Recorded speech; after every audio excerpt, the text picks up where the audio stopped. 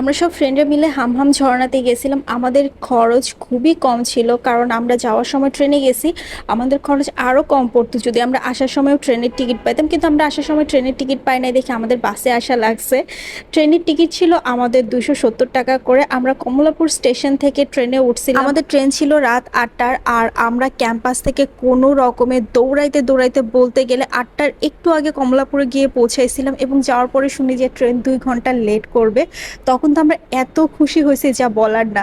কারণ ট্রেন যদি আগে আগে ছাড়ে তাহলে আমাদেরকে ওই শ্রীমঙ্গলে গিয়ে অনেক আগে পৌঁছাইতে হবে, রাত থাকতে ওইখানে বসেই থাকা লাগবে সেই স্টেশনে।